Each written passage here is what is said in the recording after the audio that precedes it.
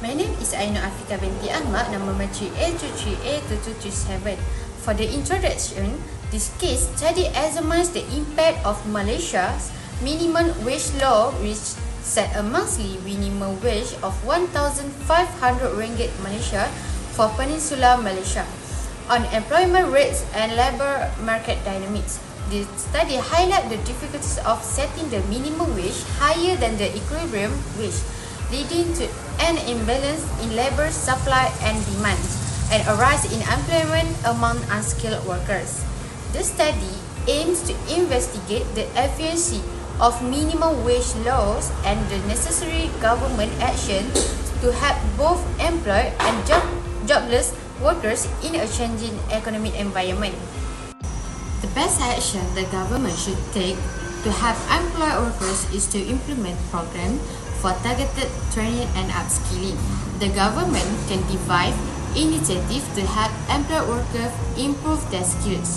This program can help workers move into open positions that demand more skills by focusing on industry with labor shortages, which will lower the employment rate. To ensure that employees acquire applicable skills that enhance their employability in a competitive job market, training programs should be tailored to match industry demands.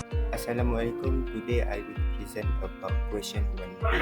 In this graph, the vertical axis represents wage rate in Malaysia ringgit, while the horizontal axis represents the labor force quantity. According to supply and demand principle, wage adjusts based on labor market condition. When demand for the labor increase, such as during economic growth, wage tend to reach a company compete for workers. This relationship is shown by the upward sloping supply curve and the downward sloping demand curve. In a free market, equilibrium wage balance the quantity of labor, demand and supply, helping to manage employment level without the internal wage control. The demand curve is zero slopes downward, showing that as wage decrease, the demand for labor rise. High wage lead employer to hire less due to increased costs, while lower wage make hiring more attractive.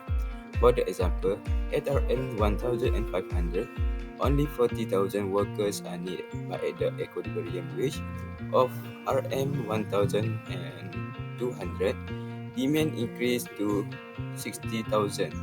This illustrates that lower wage costs encourage hiring aligning with the law of demand. Next, the supply curve, which is SO, slopes upward, indicating that as wages rise, more workers are willing to enter the labor market due to higher financial incentives. For instance, at RM 1,500, which is 7,000 workers are available, compared to 60,000 workers at RM 1,200. This shows that higher wages attracts more workers, as they offer greater financial rewards. The equilibrium points, which is EO, is where labor demand and supply meet, at a wage rate of RM 1,200 and a labor quantity of 60,000 workers. At this point, there is no labor surplus or shortage, as the quantity demand equals the quantity supply. This equilibrium reflects efficient resource allocation, often called full employment equilibrium, where wages naturally balance labor supply and demand. In Malaysia, the RM 1,200 equilibrium, which helps sustain employment without creating labor shortage or excesses. Assalamualaikum warahmatullahi wabarakatuh. My name is Nabil Aizad bin Shamsol Afandi. My metric code is A23A1766. So we like to explanation about this graph.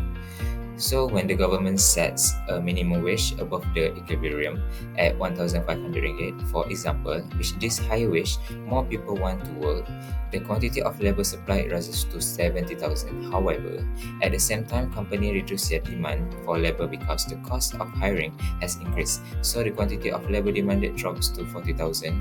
Here we see an imbalance between the supply and demand for labor. At a wage of 1,500, a labor surplus emerged, which is the gap between the quantity of labor supply and demand. We can calculate it as follows: SS worker QS minus QD, which will be total 30,000. The shaded area between points A and B show the surplus. This means there are 30,000 workers looking for a job who are unable to find them because there are no job opening in the market. This is what leads to an increase in unemployment. So, what's the long-term impact of this labor surplus? Because minimum wage is set by a law, the market cannot adjust back to the equilibrium wage. Typically, if the market were free, this pressure would lead to wages falling naturally back to 1,200 ringgit. But in this case, the minimum wage prevents the adjustment, meaning this surplus or employment remains. In the conclusion, we see that minimum wage policies are a double-edged sword. On one hand, the government aims to protect workers' right by ensuring fair wage. On the other, setting wage too high can actually increase unemployment, especially for young graduate and entry-level workers who struggle to find a jobs. Therefore, the challenge lies in balancing fair wage with maintaining job opportunities. Next, my name is NURUL binti HAFZAL and my number matric is A23A1895. Next, I will present about why does the government impose a price floor. First is protecting workers' income. The minimum wage ensures workers receive a minimum standard of a living, setting the legal starting point for earnings.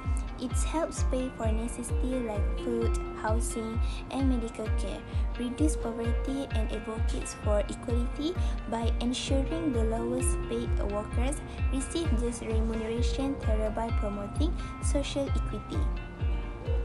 Next, reducing poverty. Governments use minimum wage measure to combat poverty and reduce economic disparity.